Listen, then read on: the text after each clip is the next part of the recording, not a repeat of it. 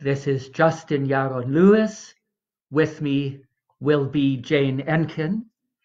This is a broadcast for Temple Shalom, Winnipeg, a congregation we are part of and very proud to be members of. And we are just, as it were, powering up the video here. Hope you are all doing as well as can be in these strange times. This is one of a lot of programs that Temple Shalom is bringing to the community through the internet, reaching out to everyone. We want to especially thank Netta Aviv from Temple Shalom, who thought of this program a year ago today and has been organizing it and helping to make this happen all along. And thanks to everyone at Temple Shalom who has been so helpful and supportive.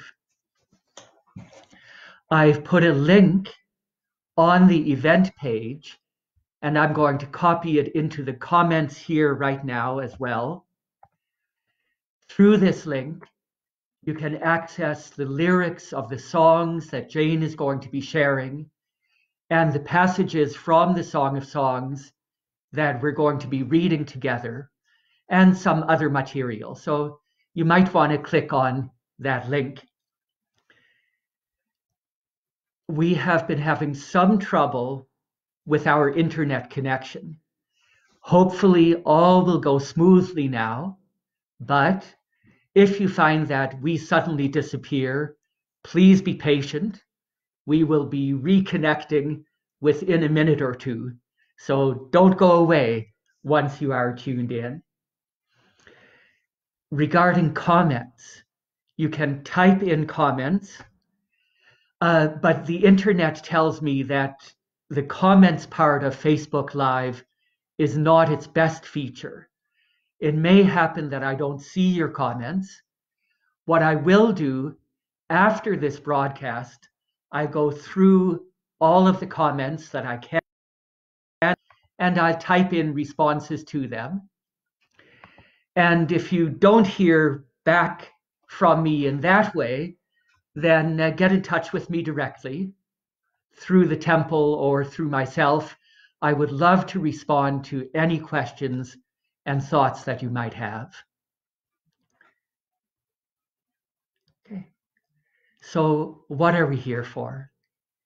We're talking about Shir HaShirim, the Song of Songs, a very brief book, 1,251 words, of lyric poetry and some narrative elements, which is included in the Tanakh, the Jewish Bible.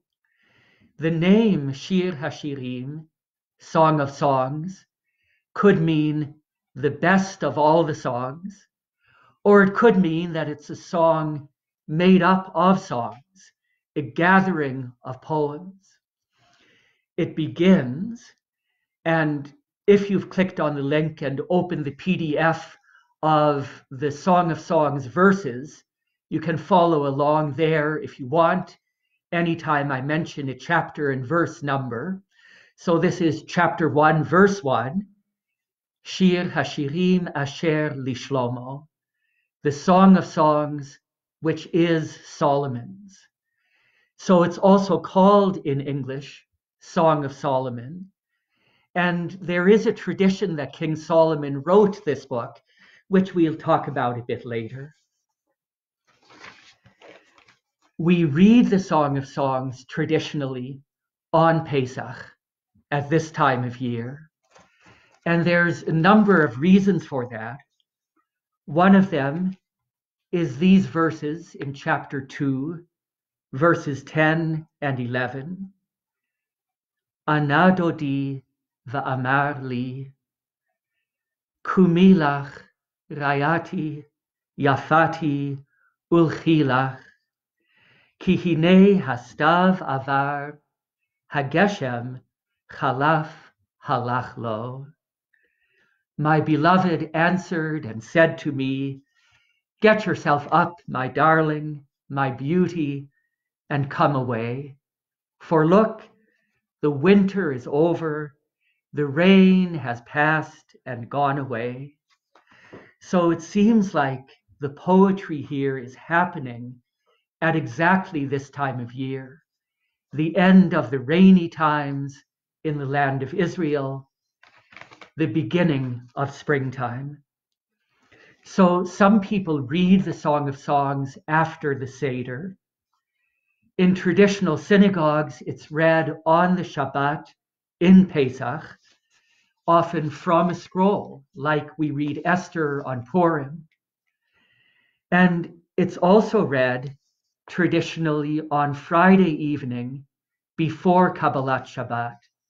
Some read it quietly, meditatively, others chant it aloud.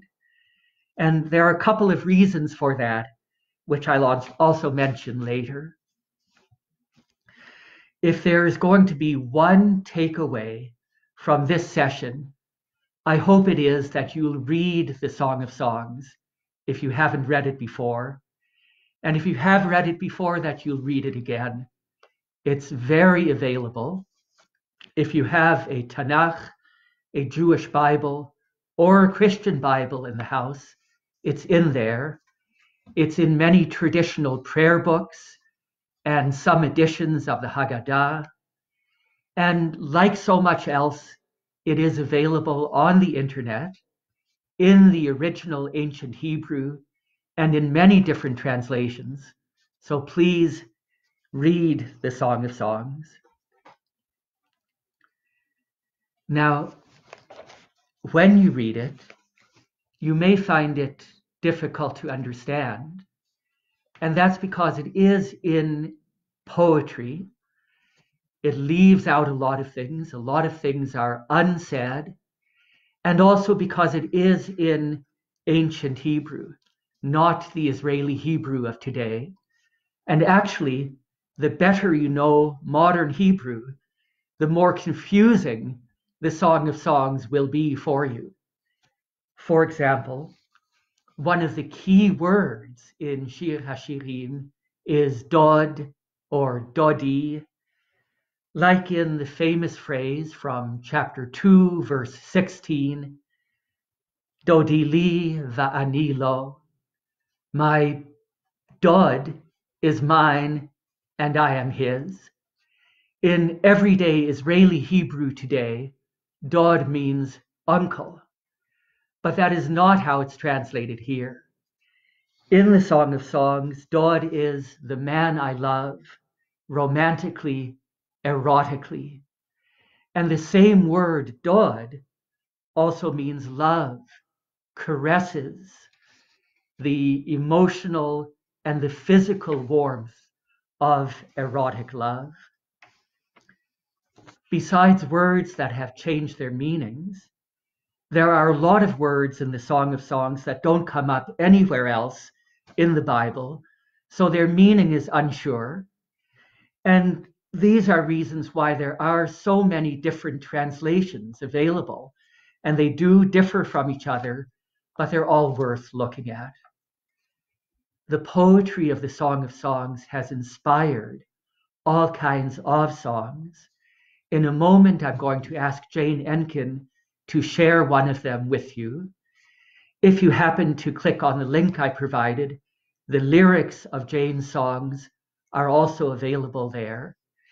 And Netta is going to post after the program some links to other songs based on or inspired by this Song of Songs on this Facebook page.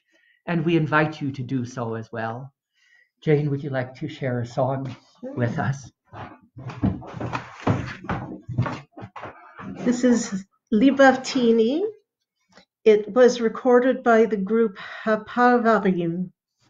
You have won my heart, my sister, my bride.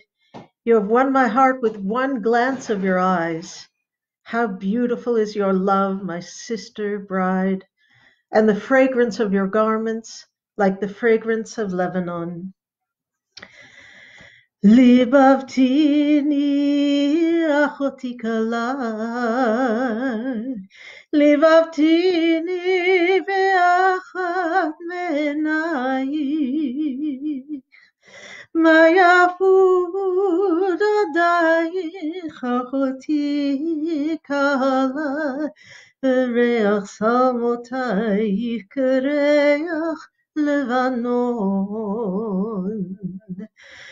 ליבבתיני אחותי כלה, ליבבתיני באחת מעינייך, מה יפו דודייך אחותי כלה, ריח שמותייך כריח לבנון. ליבבתיני אחותי כלה, ליבבתיני באחת מעינייך, מה יפו דודייך אחותי כלה, ריח שמותייך כריח לבנון.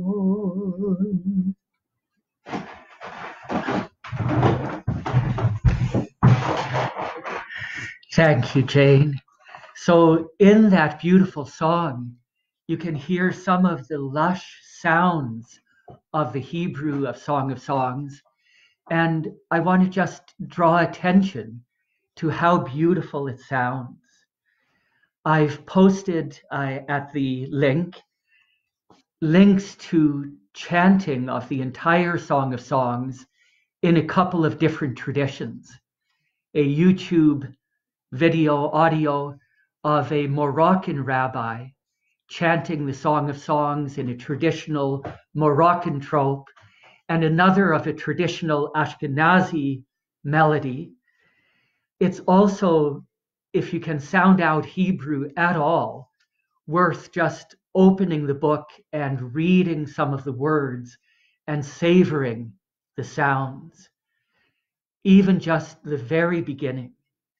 Shir Hashirim Asher Lishlomo. Feel those gentle sounds echoing each other, the alliteration.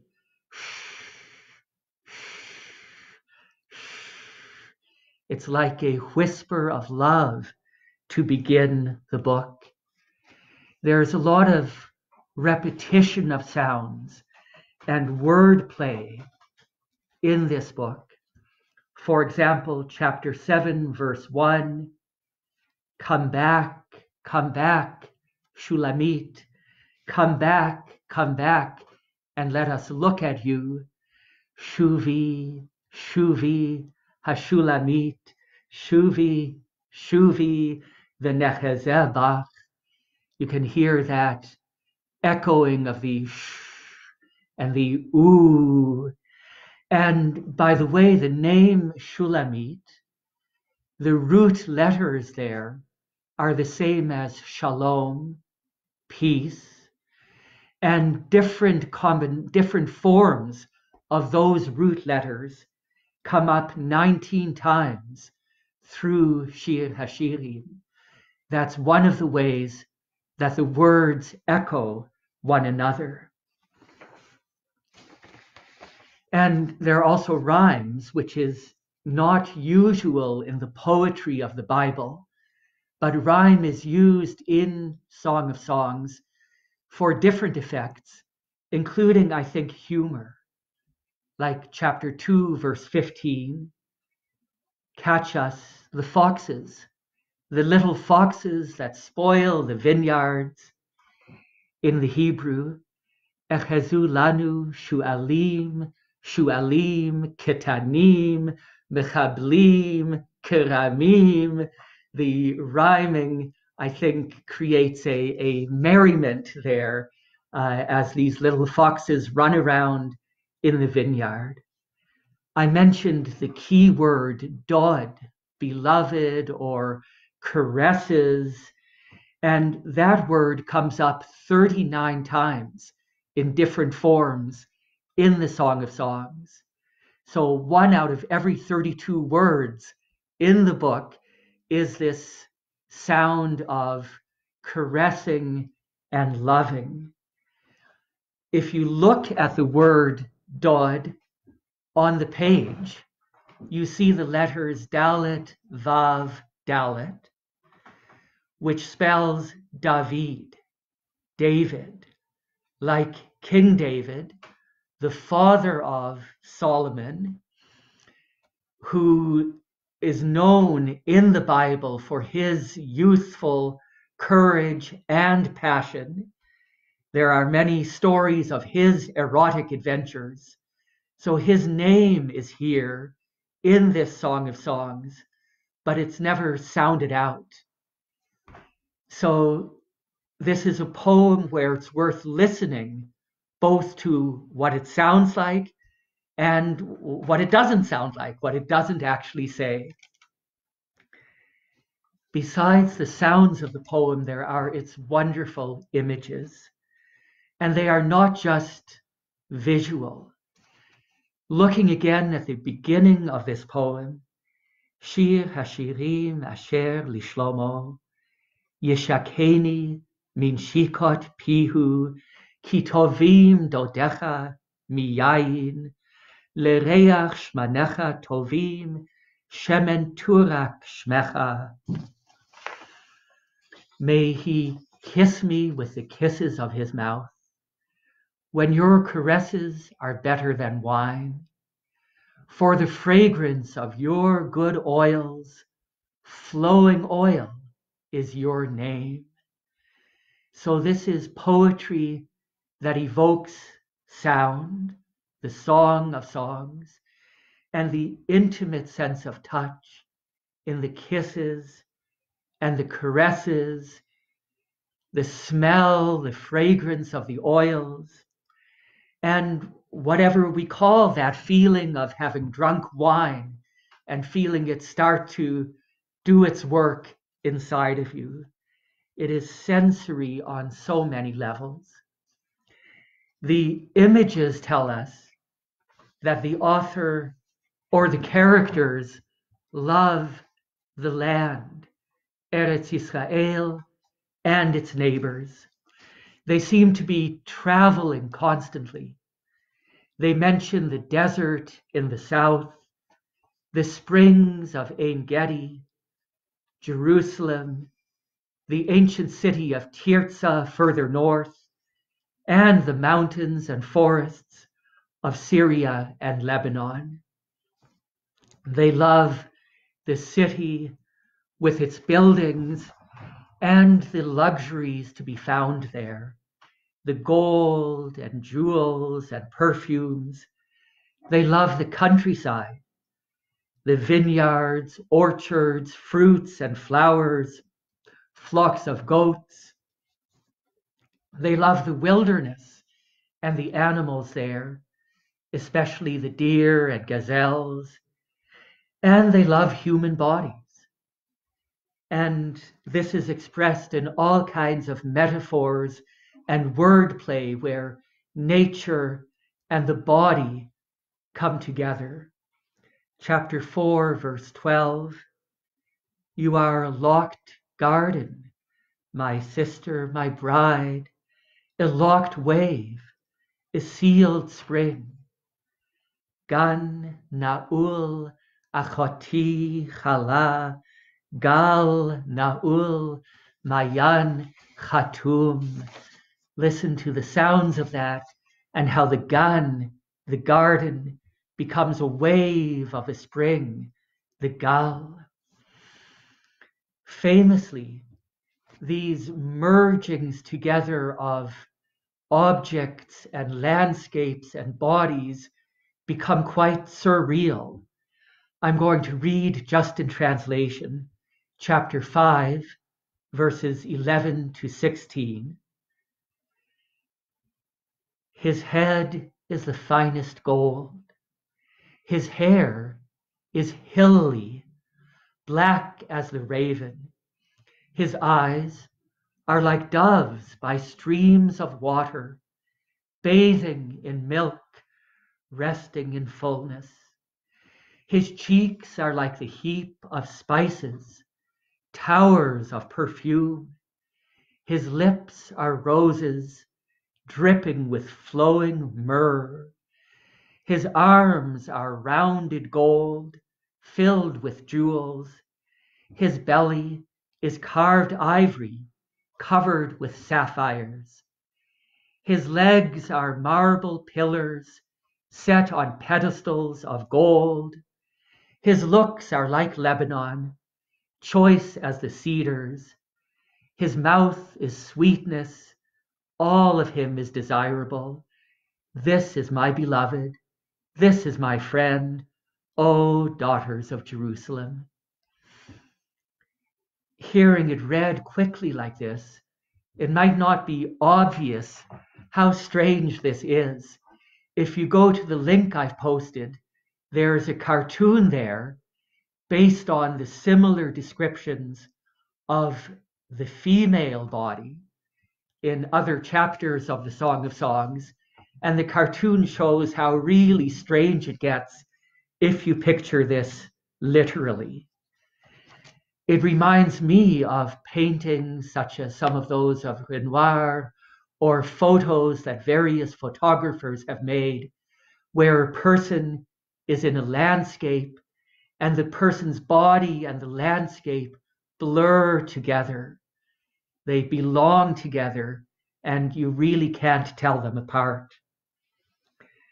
It also makes me think of times that you may have experienced where you are so into someone that everything you see and experience reminds you of that person.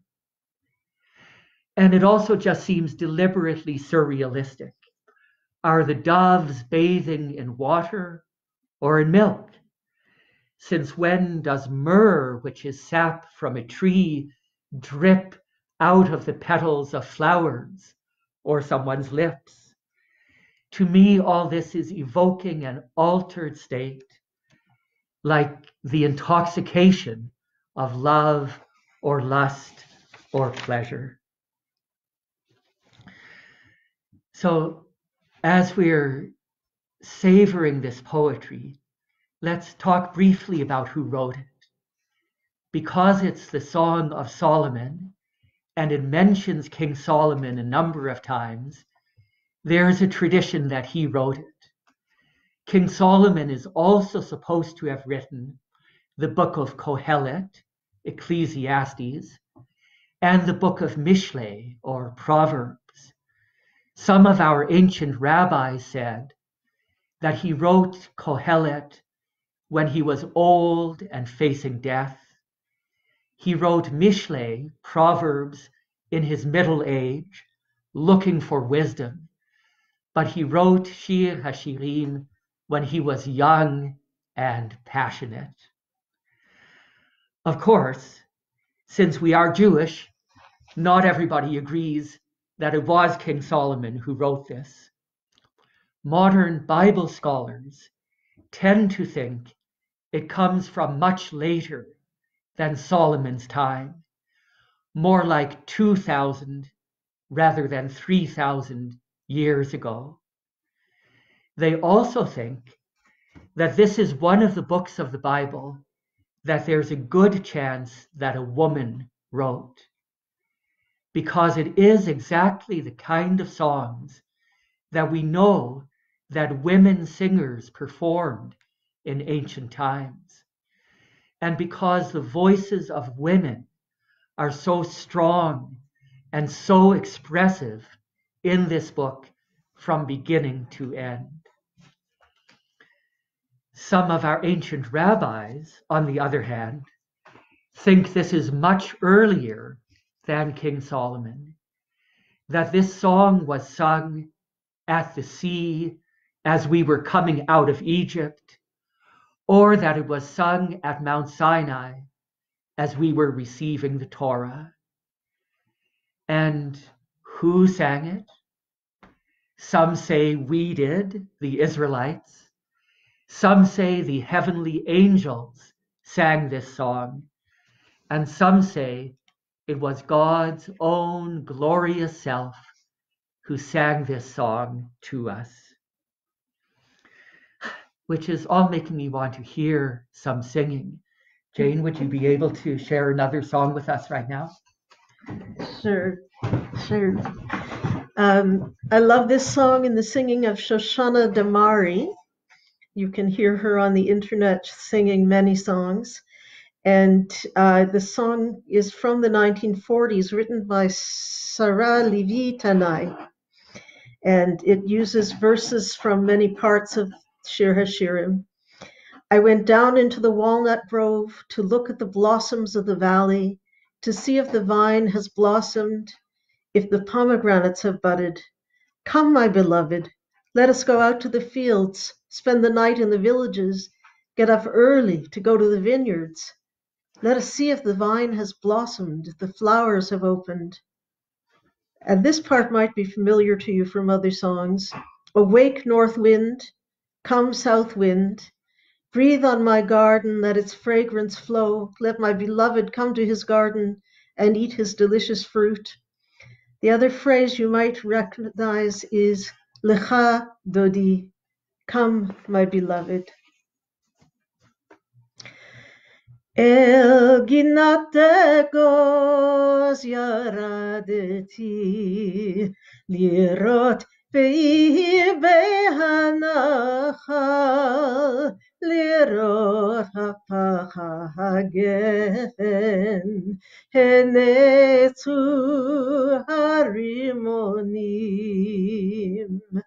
Lecha Dodi netse hasade, נעלין בכפרים נשכים אל הכרמים, נראה עם פח הגפן, פיתח הסמדר, אורי צפון ובואי תימן, התיכי גני יתלו ושמיו, יבוא דודי לגנו, ויאכל פרי מגדיו.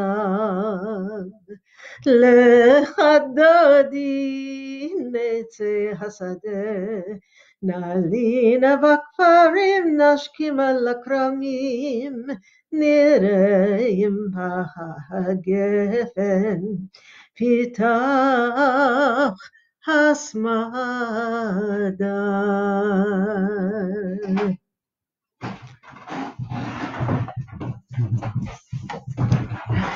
It's so beautiful to hear this song of songs sung. Thank you, Jane. So what is Shir HaShirim about? It's possible that it's just a collection of lyrics that don't really hang together. And if you look at any continuous passage of it, you'll find that it really jumps around a lot and switches location and characters unpredictably. However, there are also lots of connecting threads and repeated situations. There's even a kind of chorus, which you find first in chapter 2, verse 7. Hishbati atchem benot Yerushalayim, bitzvaot o ba'ayalot hasadeh, im ta'iru ve'im ta'oreru et ha'ahava ad shetechpatz. I adjure you, I make you swear, daughters of Jerusalem, by the gazelles or the deers of the field, not to arouse and not to awaken love until she desires. So there's that chorus, and all the way through you start to get feelings of personalities, especially a passionate, strong, playful woman whose name may be Shulamit, alternately longing for and reveling in her lover. So since ancient times, Shir HaShirim has been read as a love story about a man and a woman, maybe not with a coherent storyline, but like a collection of snapshots of moments in their lives together. And one of the happiest interpretations of the Song of Songs in that light comes from Phyllis Tribble, an important Christian feminist biblical scholar who wrote beautifully about this in the 1970s. And in the link I've posted, there is a link to her article on this, which isn't easy, but is well worth reading. She says that the Song of Songs is an answer to and a tikkun, a fixing for the story of Adam and Eve in the Garden of Eden from the book of Genesis. In both books, you have a man and a woman in lush natural surroundings, surrounded by fruit and animals. The word gan, garden, is really important in both. Here in Shir HaShirim, often the woman is in a garden, often she is the garden.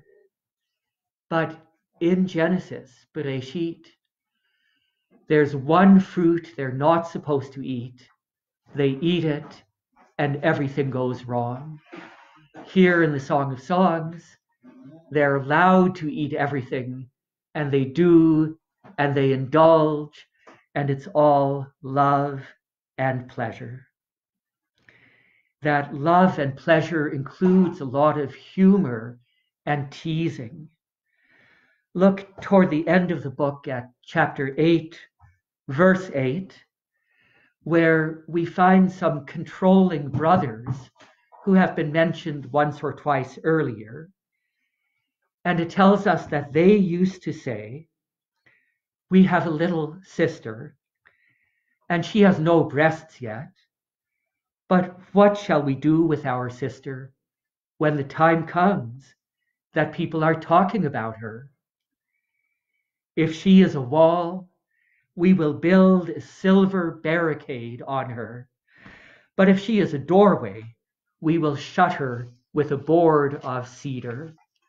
In other words, if she's modest and virginal, as if she lived behind a wall, then we'll ornament her as we protect her. But if she is open, we keep her shut in the house. But now look what she says in the very next verse, all grown up. I'm a wall, and my breasts are like the towers. So I've become in his eyes like someone who brings shalom. And shalom here means more like pleasure. So she's taken this wall, the symbol of keeping her shut in and protected, and turned it into a celebration of her sexuality, her beautiful breasts. Or look at the very last line of the song, chapter 8, verse 14.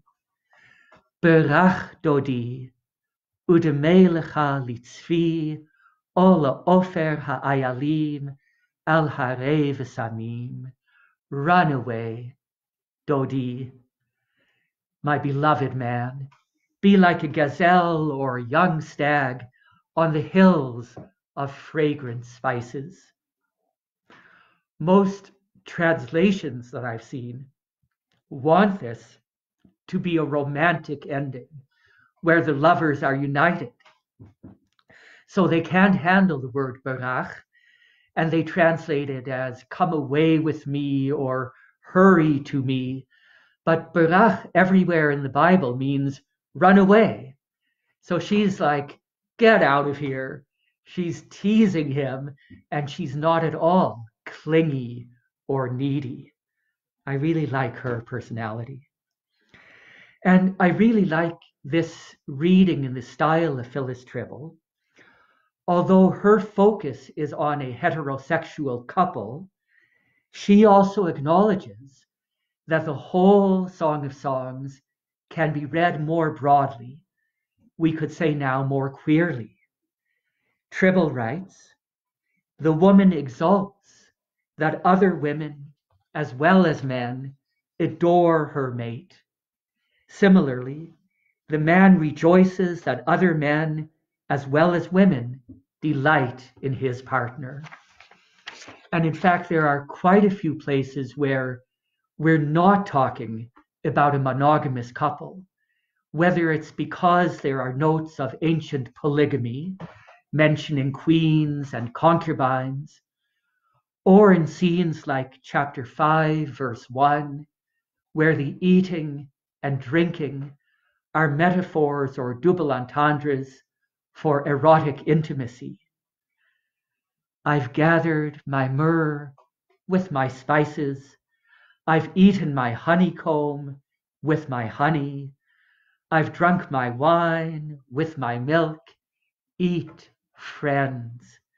Drink and get drunk, beloveds.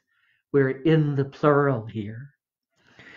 And as you'll notice if you read it, along with the allusions to King Solomon, there are mentions of a male lover who is a shepherd in the countryside.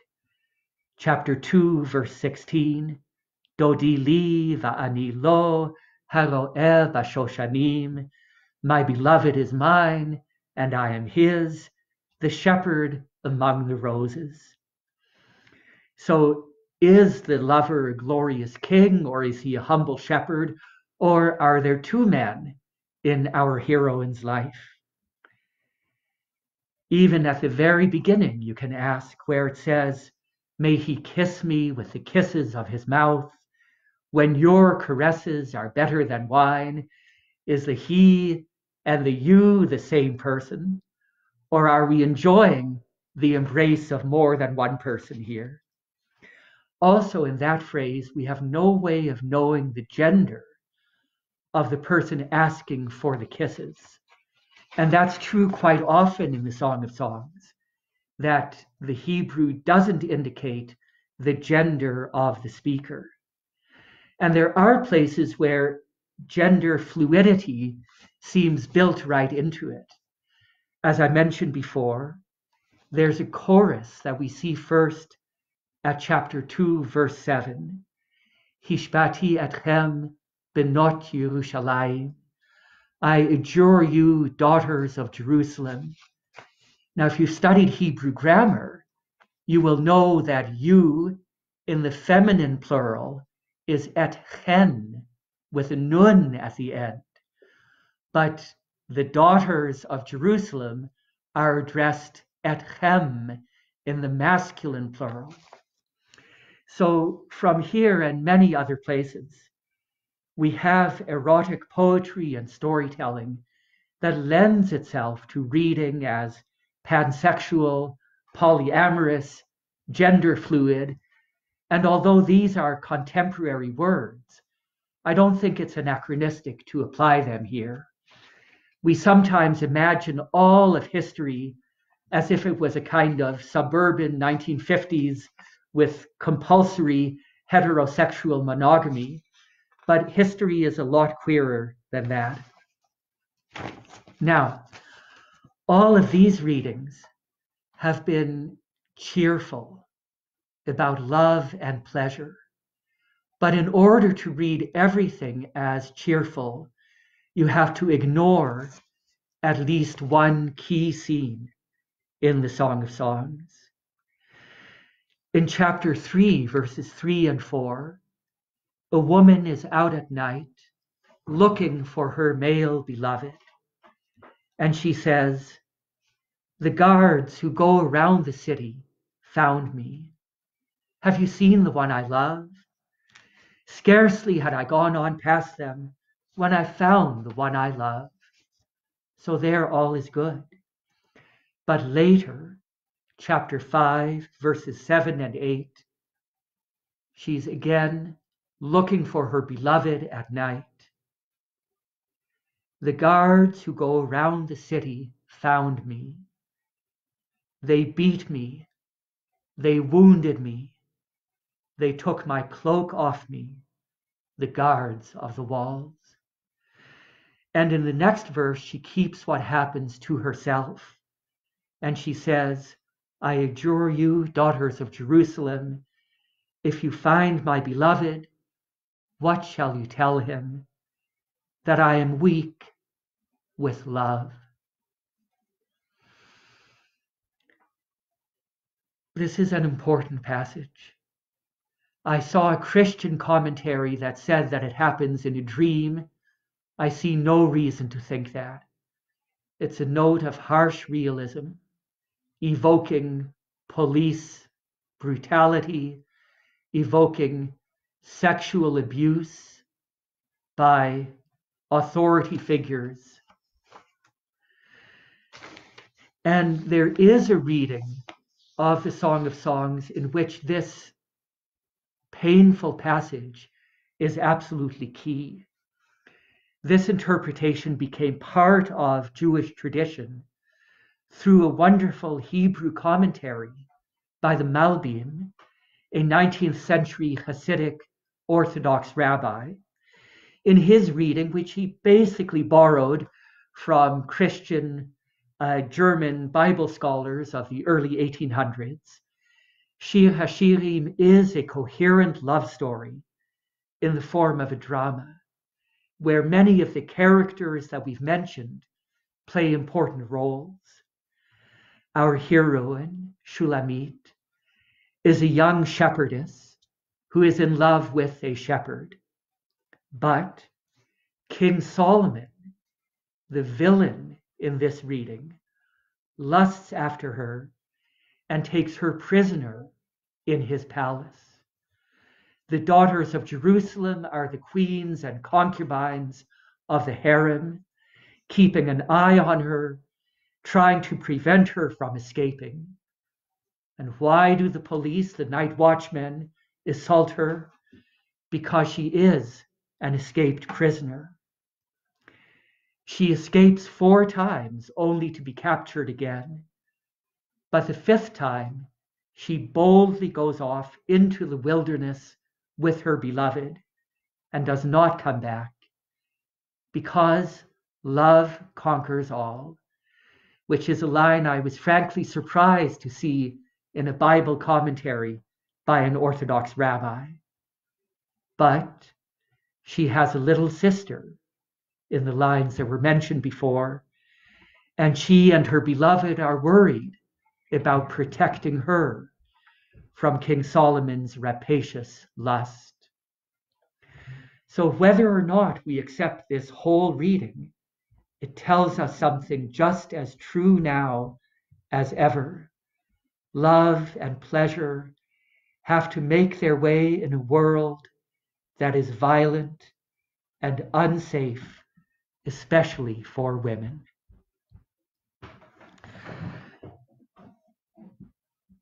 We're going to, last of all, look at religious meanings of the Song of Songs. With all its depth and beauty, it's still surprising that it's in the Bible, because at a glance it doesn't mention God at all.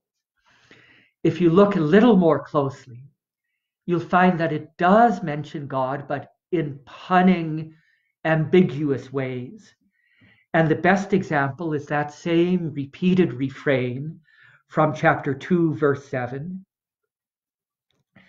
Hishbati atchem benot Yerushalayim. I adjure you, daughters of Jerusalem, be tzvaot, by tzvaot. So what is tzvaot? It's a name of God, like in the Kedusha, Kadosh, Kadosh, Kadosh, Adonai tzvaot. Holy, holy, holy is God tzvaot. But then she goes on, O va'ayalot hasadeh, or by the deer of the fields. And that leads us to read tzvaot in its other meaning as the plural of tzviya, a female deer. So she's not evoking the creator, but the nature that God created. Nevertheless, since ancient times, this book has been read as having another level of meaning. And that's about God and love. either the love of God for us, the Jewish people, and that's probably the most widespread Jewish reading, or the love of God and the individual soul. That's how the Malbim interprets the deeper meaning. And you see that also in the song Yedid Nefesh, which is about our love for God. Or, according to the Zohar and Kabbalah, the love is inside of God. The love is between Shulamit, the Shekhinah, the feminine divine presence, and the masculine transcendent aspect of God. And this is one reason why Shir HaShirim is read on Friday nights, because the beginning of Shabbat is the time of welcoming the Shekhinah, as we do in the song Lecha Dodi.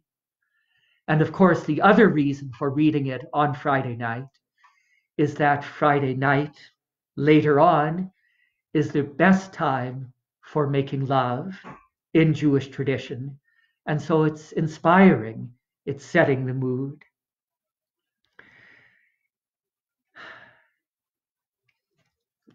I want to emphasize that this religious reading of the Song of Songs being about God is not instead of a human reading. There's a beautiful storytelling midrash on the verse that I'm looking for in my papers right now, which says, Nagila v'nismecha bach, chapter 1, verse 4. Pull me after you, let's run. The king has brought me to his rooms. Nagila v'nismecha bach, we'll be glad and rejoice in you. We'll mention your caresses more than wine. The upright love you. In the Midrash, the imaginative storytelling commentaries on the Bible, there's a story about this, that in Lebanon, there lived a man and wife who had been married for 10 years and they'd had no children. And they decided together that they should divorce to give each other the chance to have children with someone else. And they went to Rabbi Shimon Bar Yochai, by the way, the author of the Zohar, to divorce them. And he said, before we do anything like that, when you join together in marriage, you celebrated with eating and drinking. Don't part from each other without eating and drinking. So they made a feast. It says they made a Yom Tov, a festival, and they ate and they drank more than they should have. And when he was happily drunk, the husband said to his wife, my dear, take whatever you desire most from my house and go home to your parents. And she waited until he fell asleep. And she put him in bed, and she took that bed. She had servants or somebody to help or friends. They carried that bed to her parents' house. And the husband woke up there and he looked around and he saw his wife and he said, where am I and what's going on? And she said, my dear, didn't you tell me to take whatever I desired most from your house? There was nothing I desired more than you. They went back to Rabbi Shimon and told him they wanted to stay together. And he prayed for them, and they did have children together. So the Midrash reads this verse, Nagila v'nismecha bach, we be glad and rejoice in you, as being about that wife's devotion to her husband and his to her. And then it says, and this is just how things are with us and God. All we desire is God. Usually, in this understanding of the Song of Songs, God is the husband.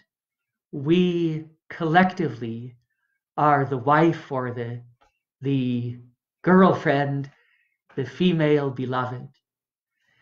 But in the Zohar, it is God in the feminine who is most highlighted.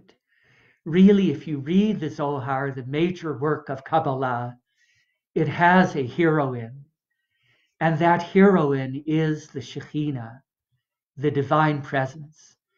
And she is wandering through the world, yearning for her lover, finding him, and being separated from him again. She is the garden, she is the rose, she is all the images in the Song of Songs. And on a very, very deep level, says the Zohar, that is what it is all about. The eros of our connection with the Shekhinah and her connection with the other aspects of the divine, and all of them with our world, with all its beauty, and with us. As always, there are many more things I'd like to say, but we've been on air here for 55 minutes, so I'm going to ask Jane in a moment to sing one more song to conclude. If you have questions or thoughts, please type them into the comments let's say, on the event page that invited you to this evening. You can also add other things there, such as songs or art inspired by the Song of Songs. Thank you for sharing this with us. Again, I hope you are as well as can be in these strange times, looking after yourselves, looking out for each other. Thank you again, Netta Aviv, and everyone at Temple Shalom for this program. Jane, could you conclude with song?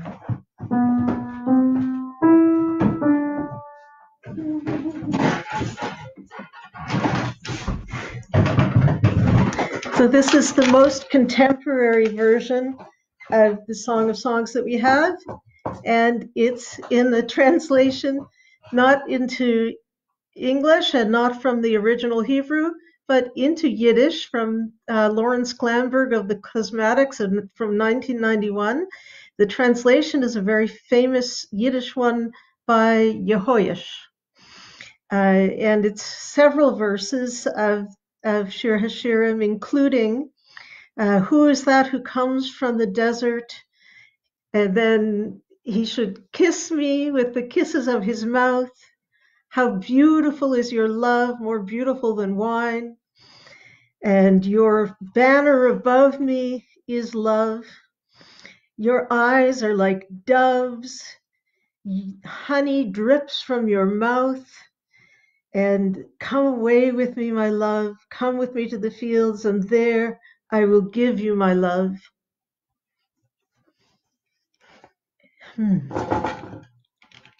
Honigsaft. There is was geht von dem Midbar, wer is